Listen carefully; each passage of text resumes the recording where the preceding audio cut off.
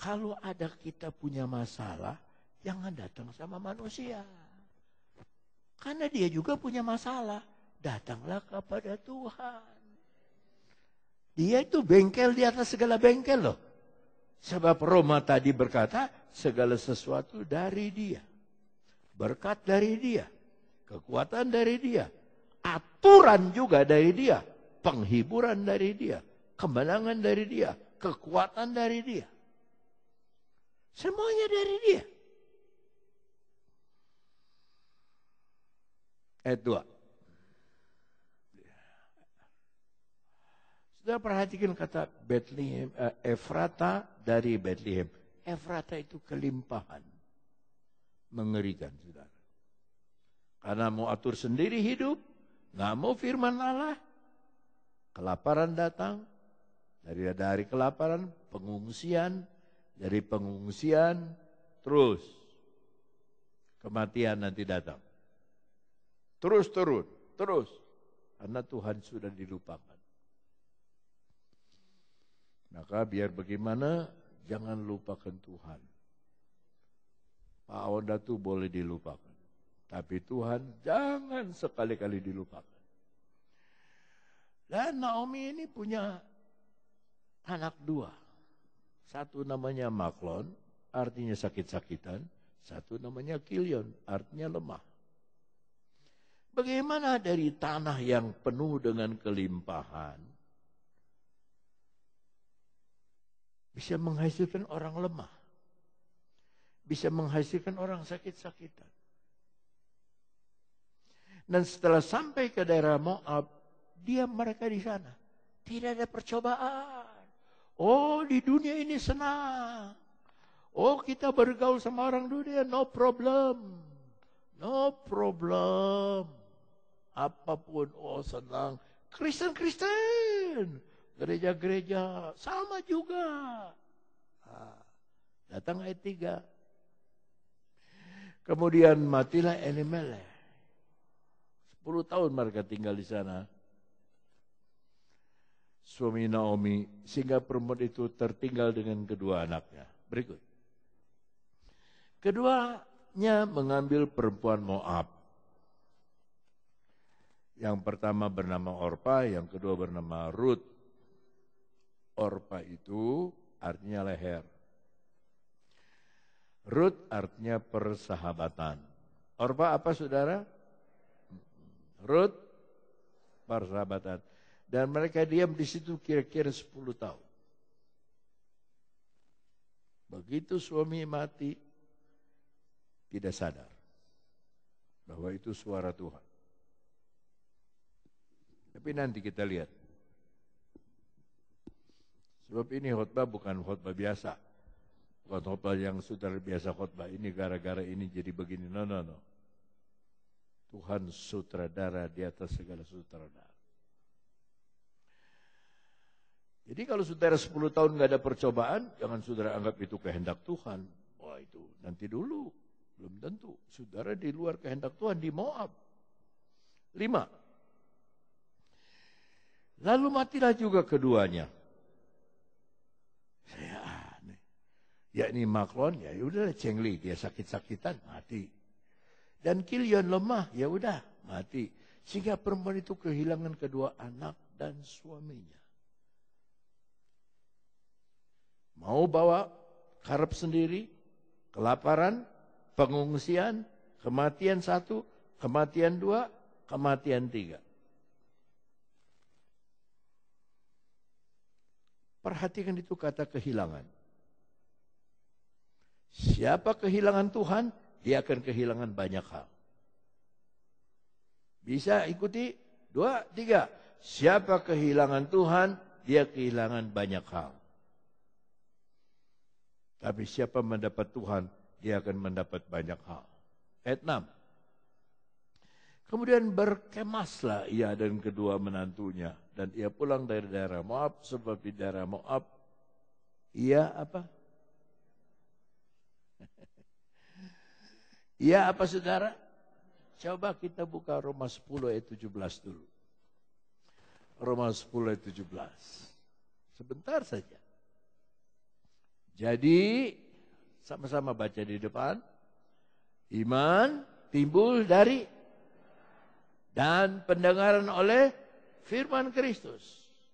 Kembali lagi kepada Rut. Sebab di daerah Moab, dari daerah Moab ia mendengar bahwa Tuhan telah memperhatikan umatnya.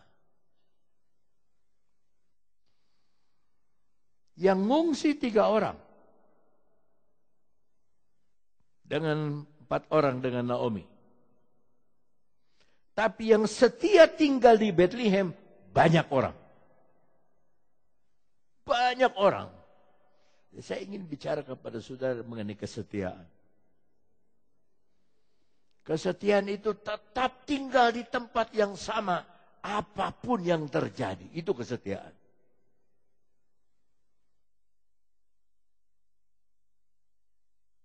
Sakit, aku tetap percaya Tuhan.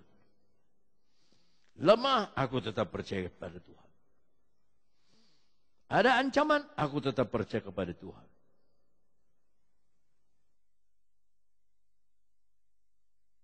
Aku tetap percaya kepada Tuhan. Setia. Di takalar, tetap percaya kepada Tuhan. Di Bogor, tetap percaya kepada Tuhan. Setia di tempat. Dan kalau saudara mengalami kesusahan, permasalahan, macam-macam, ketakutan, kengerian, ancaman dari si setan. Setan itu pembohong. Dan kita harus bilang, kamu pembohong. Dan kita harus percaya, Tuhan itu yang benar. Saya punya pesan. Tetap tinggal di tempat.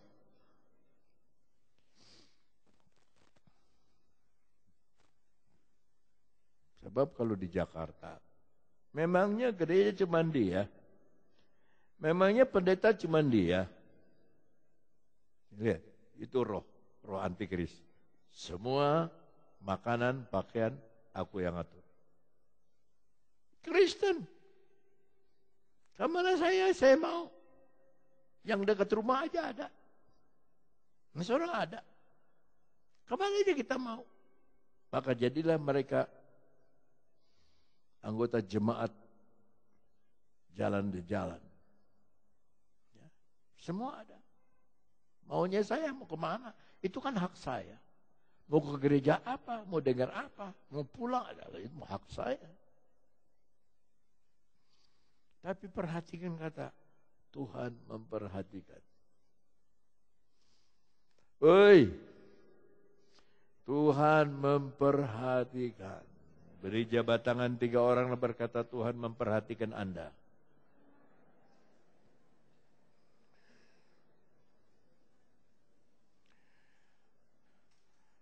Bagaimana saya bisa katakan dia memperhatikan umatnya?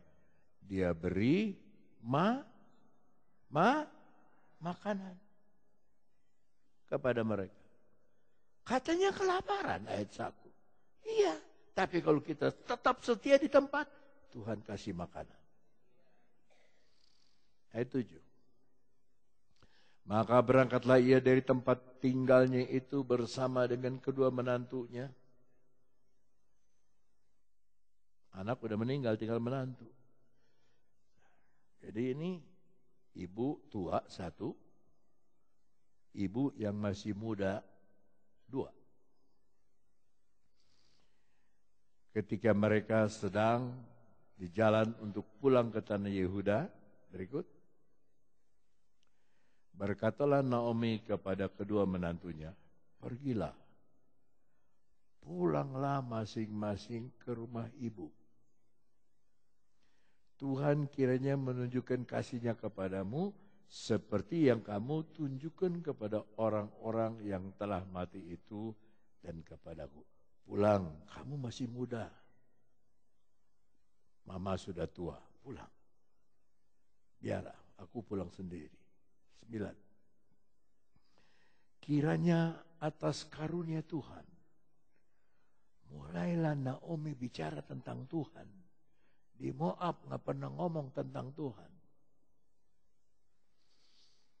Gak pernah bersaksi. Sekarang sudah banyak ancaman, banyak masalah, baru bersaksi. Kiranya karunia Tuhan, kamu mendapat tempat perlindungan. Nggak pernah ngomong perlindungan. Sekarang ngomong perlindungan. Masing-masing di rumah suamimu. Bukan suaminya, suamimu. Lalu diciumnyalah mereka. Tetapi mereka menangis. Dua-duanya nangis. Dengan suara keras. Janda, masih muda, suaranya masih keras. 10. Dan berkata kepadanya, tidak. Dua-duanya ngomong tidak. Kami ikut dengan engkau pulang kepada bangsamu. Dua-dua sama omongannya. Kami mau ikut pulang kepada bangsamu. Ayat 11. Tetapi Naomi berkata, pulanglah anak-anakku, mengapa kamu turut dengan aku? Bukankah tidak akan ada lagi anak laki-laki yang kulahirkan untuk dijadikan suamimu nanti? Supaya saudara ngerti ayat ini. Adat istiadat orang Israel, kalau koko ini menikah dengan satu wanita, beda dengan adiknya cuma 2 tahun, adiknya lelaki juga. Koko ini meninggal, si adik harus menikahi istri kokonya ini. Tapi nama turunan anak itu harus nama si koko ini. Dede ini harus ngabinin istrinya koko. Makanya datang ayat itu. Bukankah tidak akan ada lagi anak-anak yang kulahirkan untuk dijadikan suamimu nanti? Ayat 12.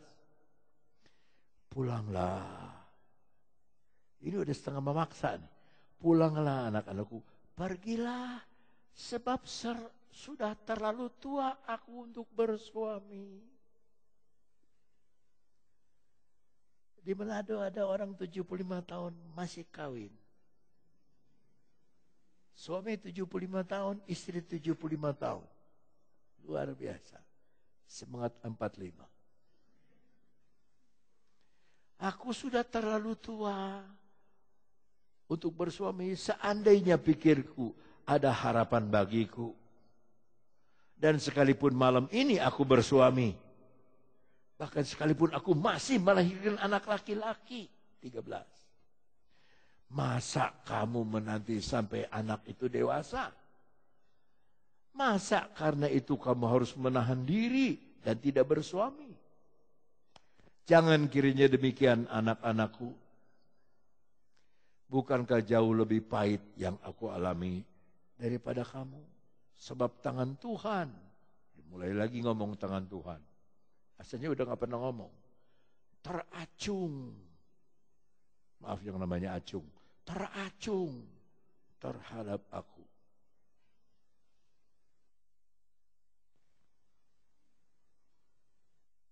Tetapi ayat 14 menghibur kita. Menangis pula mereka dengan suara keras, lalu Orpa. Saya bilang tadi artinya leher. Mencium mertuanya, minta diri. Pertama dia bilang, tidak. Aku mau bersama dengan engkau menjadi bangsamu. Sekarang minta diri. Ayat terakhir, tetapi Rut sama-sama tetap berpaut padanya, nempel. Itu kesetiaan. 15. Berkatalah Naomi, telah pulang iparmu Rut kepada bangsanya dan kepada para dewanya, ilahnya, A-nya kecil, Allahnya, ilahnya. Pulanglah mengikuti iparmu itu. Ini kesaksian macam apa? Bukan suruh percaya kepada Tuhan, suruh percaya kepada dewa. Ya, pulanglah mengikuti iparmu itu. Dia mau ikut Naomi suruh ikut Orpa.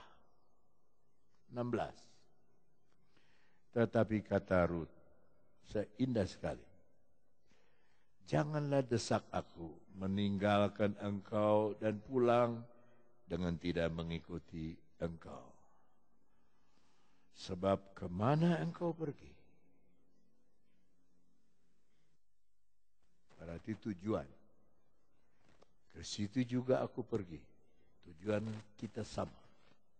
Dia tidak mau atur dirinya sendiri. Bagaimana mama pergi, saya ikut. Tujuan. Di mana engkau bermalam? Tempat. Miskin ini dua-dua loh. Mau bermalam di mana? Tetapi mereka sudah ambil putusan di Rut. Di mana engkau bermalam? Di situ juga aku bermalam. Mulai kewarganegaraan. Bangsamu lah bangsaku. Dia Moab, tapi dia bilang bangsamu bangsaku. Dan Allahmu adalah Allahku. Naomi suruh percaya kepada dewa-dewa. Dia bilang Allahmu akan menjadi Allahku. Pertama tempat,